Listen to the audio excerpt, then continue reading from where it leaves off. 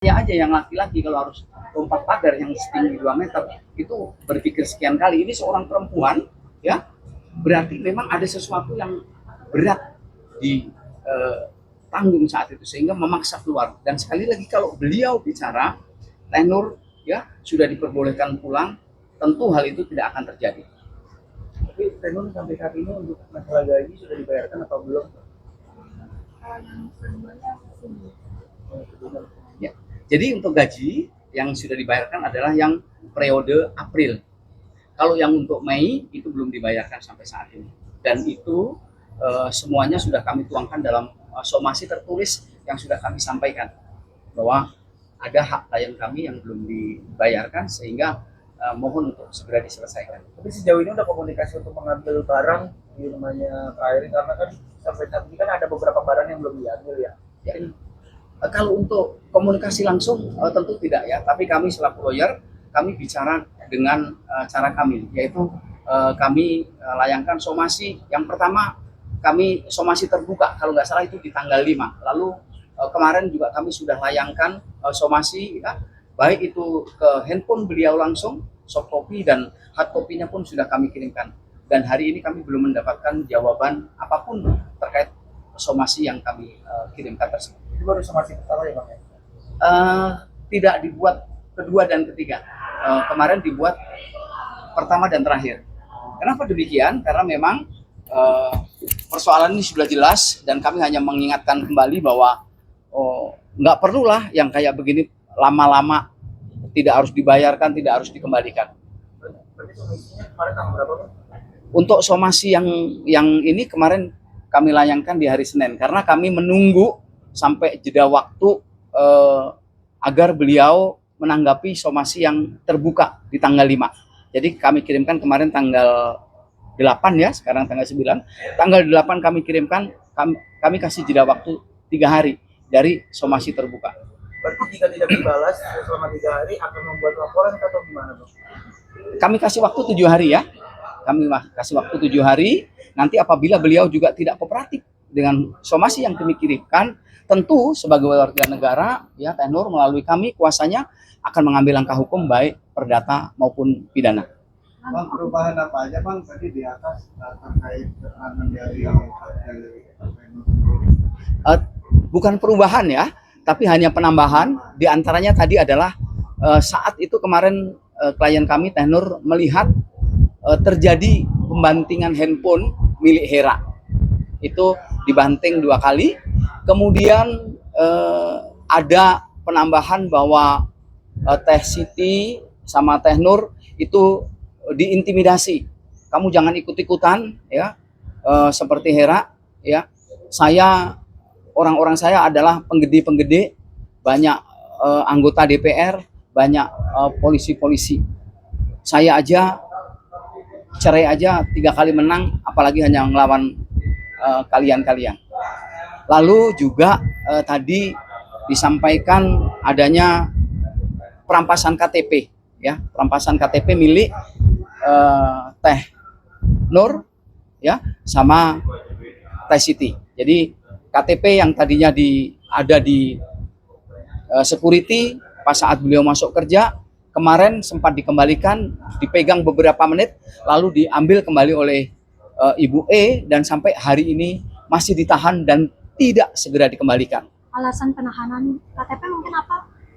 Tidak jelas, tidak disampaikan apa penyebabnya dan lain sebagainya. Yang pasti saat security mengembalikan kepada klien kami dan Mbak Siti, itu security-nya diomel-omeli, kenapa kamu mesti kembalikan?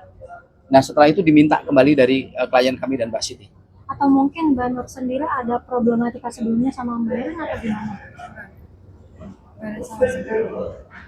Nggak ada sama sekali, saya nggak ada masalah sama sebelumnya.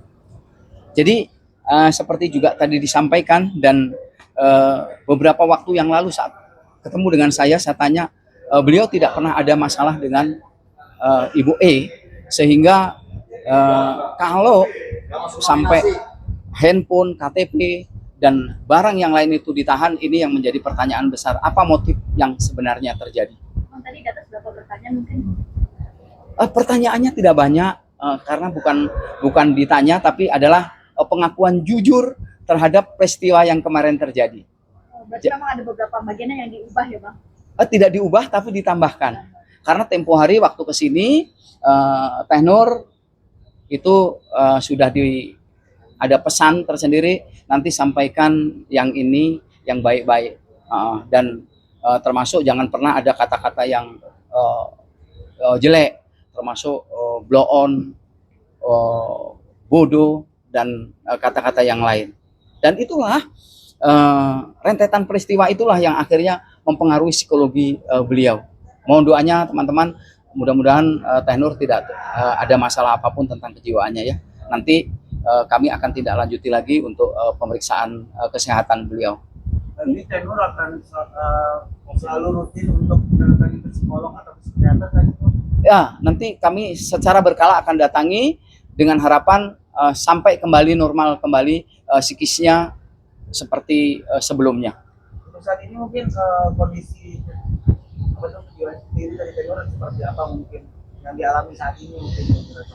Saat ini setelah tadi saya tanya di atas ya, itu beliau nyampaikan masih ada rasa was-was, ya, rasa khawatir, ya, dan takut untuk bertemu dengan Ibu ya, takut. Bahkan orang yang mirip dengan Ibu beliau ada kekhawatiran di perasaannya. Nur, mungkin alasannya apa sih sampai segitu takutnya dengan Takut itu marahnya, terus ancaman-ancamannya itu yang bikin saya takut. masih mengingat gitu? Iya, masih ingat, masih teringat, jadi takut. Berarti waktu itu alasan kaburnya karena itu juga ya? Ya, karena ada tekanan juga, dimarahin, terus ada tekanan laporan kayak gitu. Nur, ancamannya mungkin apa? Ancaman kayak mau dilaporin ke polisi, kayak gitu. Suami saya ada buronan polisi.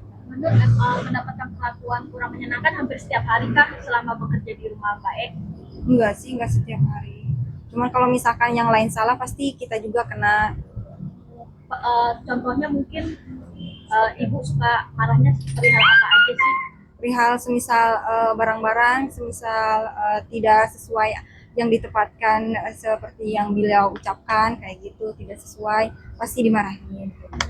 Tapi kan sampai saat kemarin pas preskon Erin bilang kalau bahwasannya welcome untuk mengambil barang-barangnya, itu mungkin tanggapan abang seperti apa? Itu kan ke teman-teman media.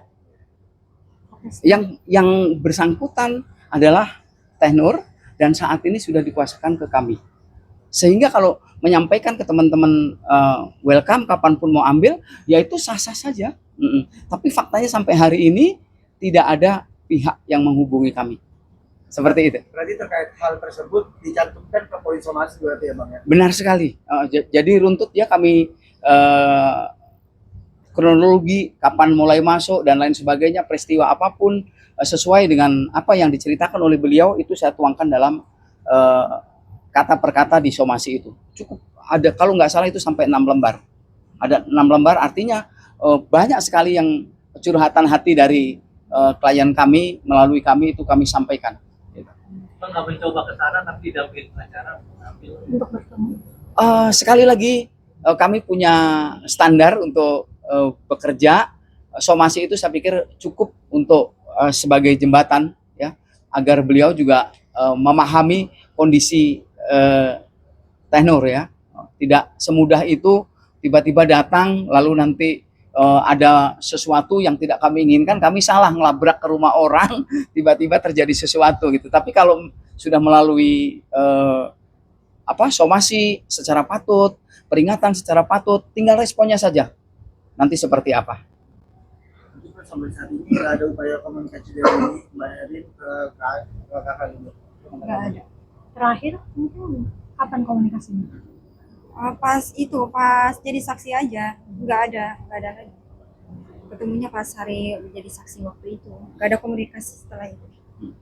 Pas jadi saksi Erwin ya? Iya.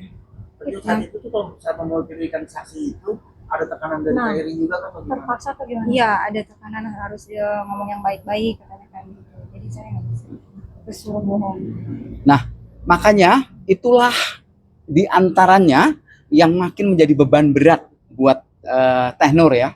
Karena beliau sesungguhnya mau menyampaikan apa adanya, tapi ada disampaikan, nggak usah disampaikan yang sebenarnya. Nah ini yang akhirnya menjadi problem di kejiwaan beliau. Tapi mungkin RT yang di rumahnya kayak ini yang seangkatan sama kamu masih ada di sana atau udah pada cabut semua? Udah nggak ada. Mbak Siti juga kan sebelum saya itu udah keluar, udah kabur. Berarti kamu doang yang tinggal waktu terakhir ya? Iya. Orang terakhir ya. Orang terakhir. Ada tambahan, Kang Ratu? Baik, tentunya hari ini Teh Nur menyampaikan secara terbuka bahwa di awal sejak pertama kali ke Polres ini, bagaimana histerisnya dia sampai ditutup, gitu kan, lalu diminta keterangan, maka disitulah serasa tidak terbuka. Dan hari ini kami dampingi, tentunya pendampingan ini bukan hanya sebatas secara memberikan keterangan, tetapi psikologinya juga kita bangun agar kejiwaan, ketenangan, bagaimana rasanya memang hari ini kita disaksikan bersama. Beliau adalah seorang ART, asisten rumah tangga, dan levelnya mungkin agak berbeda. Maka hari ini kita tanamkan, mensikapi bahwa di mana hukum itu tentunya tidak membeda-bedakan. Kedudukannya, hak dan kewajibannya sama di mata hukum. Hari ini kami bersama tim tentunya akan mengupayakan ini, bagaimana pemulihan sepulih-pulihnya untuk kebaikan Teh Nur dan keluarga. Karena ini bukan hanya menyangkut Teh Nur sendiri, tetapi pihak keluarganya pun terganggu dengan adanya ini. Teh Nur bukan niatan buruk terhadap dia pekerjaan, karena dia itu ekonominya di bawah, sehingga Teh Nur ini harus melakukan yang namanya pemulihan ekonomi terhadap keluarganya. Dia memiliki suami, membantu suami, lalu ada anak yang satu. Harapannya beliau datang ke Jakarta untuk merubah hidup, tetapi bagaimana hari ini kita melihat Teh Nur tidak bisa apa yang dia inginkan. Ya, terima kasih. Sedikit mengulanginya berarti jadi saksi Hera ya, Saksi Hera, betul. dan lebih luas ya ketimbang jadi saksi Hera. Hari ini beliau cukup terbuka, cukup tenang, dan kami akan pantau selalu mendampingin beliau, karena kemarin itu kami sampaikan kemarin beliau tidak tahu siapa yang didampingi saya, begitu kan, sehingga dia merasa sendiri, tertekan, gitu kan, intimidasi, gitu. Hari ini beliau cukup tenang dan akan menyampaikan sebenar-benar, gitu. Tapi dengan Hera waktu itu datang ke DPR, jadi sangat membantu kasih tahu terkait kasus ini. Sebetulnya kami tidak kaitkan ini dengan Hera di DPR ya. Sesungguhnya yang kami perjuangkan adalah, pertama, begitu saya mendapat info tentang calon klien waktu itu Teh Nur, kondisinya seperti apa, itu yang tertarik. Tertariknya kenapa? Ada psikologi yang tertekan. Kemudian kalau menurut cerita beliau itu juga ada yang banyak hal yang ditutupi. Contohnya tadi yang disampaikan oleh rekan saya bahwa jalan pun sampai di wajahnya ditutupi. Nah ini, dan beliau tidak tahu memberikan keterangan itu untuk saksi siapa, beliau tidak tahu. Baru hari ini tadi beliau tahu ternyata ini untuk saksi dari laporan Hera. Itu pun setelah saya nanya kepada penyidik tadi. Ini kan saksi untuk lapornya Erin ya? Ibu Hera. Ibu Hera. Iya. Nah, untuk Bu Erin sendiri, kalau seumpamanya Teh Nur diminta sebagai saksi gimana? Kalau memang penyidik membutuhkan untuk klien kami hadir, tentu kami sebagai warga negara akan hadir agar apa yang terjadi itu segera terang benderang apa adanya. Artinya siap ya Pak? Siap. Ya, siap. Bang melihat seperti ini Teh Nur ini selain intimidasi gitu Bang, mungkin ada fisik juga nggak sih Bang yang dilakukan oleh TNI sendiri Bang? Kalau fisik tidak ada, ya, fisik tidak ada, hanya memang akibat dari intimidasi, ya, perilaku kasar, ya, secara verbal itu mempengaruhi badannya. Secara kemarin itu ada kerasa pusing, kerasa mual, nah itu efek dari itu. Tapi ini tadi begitu keluar dari sini saya tanya kondisinya, wajahnya pun saya tanya gimana Teh, saya sudah lebih plong. Jadi kondisinya sudah lebih nyaman ketimbang sebelumnya. Mohon doa teman-teman lah nanti supaya cepat pulih kembali. Berarti kemarin dalam respon TNI sendiri mengatakan Kenapa pas kabur kenapa nggak sekalian bawa barangnya aja itu bisa menyikapi seperti apa Teh? Sebelumnya udah coba kabur kan, bawa-bawa barang, pesen Grab gitu, tapi kan ketangkep lagi sama security. Jadi saya pikirnya bawa barang susah ini kalau buat kabur, makanya saya kabur yang kedua kali tanpa bawa barang-barang. Karena kan yang kedua kali saya loncat lewat pagar. Dan teman-teman perlu ketahui ya bahwa Teh Nur kabur itu tidak ada motif untuk berlaku buruk.